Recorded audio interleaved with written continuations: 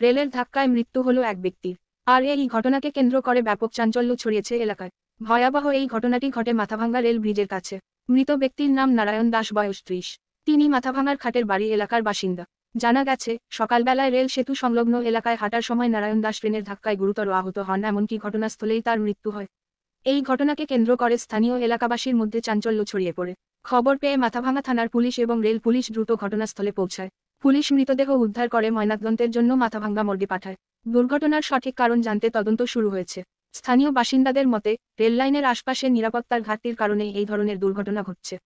তারা আরও জানান, রেললাইনের আশেপাশে সতর্কীকরণ চিহ্ন এবং অন্যান্য নিরাপত্তা ব্যবস্থা আরও জোরদার করা প্রয়োজন। এই বিষয়ে রেল কর্তৃপক্ষকে অবিলম্বে পদক্ষেপ নেওয়ার দাবি জানানো হয়েছে। নারায়ণ দাসের অকাল মৃত্যুতে পরিবার এবং স্থানীয়দের মধ্যে শোকের ছায়া নেমে এসেছে। এলাকার মানুষ এই ধরনের দুর্ঘটনা রোধে প্রশাসনের দৃষ্টি আকর্ষণ করেছেন। রেল কর্তৃপক্ষও ঘটনা নিয়ে তদন্ত করছে এবং ভবিষ্যতে এমন ঘটনা এড়াতে পদক্ষেপ নেওয়ার কথা জানিয়েছে।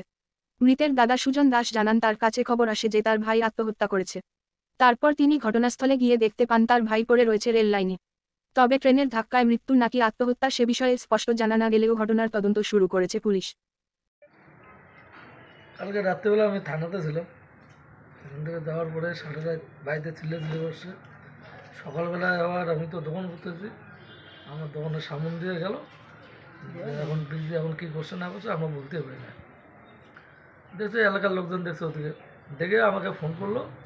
আমি একটু বাইরে ছিলাম যে তোমার ভাই এরকম এসে সুইসাইড করছে। আমি বাড়িতে খবর দিলাম, যা দেখলো আমার বাড়ির লোকের। আচ্ছা, কী নাম তোমার ভাই? নারায়ণ দাস। নারায়ণ দাস কী করতো? ও ধূপকাঠি কারখানায় কাজ করতো। তোমার নাম কি? আমার নাম সুজন দাস।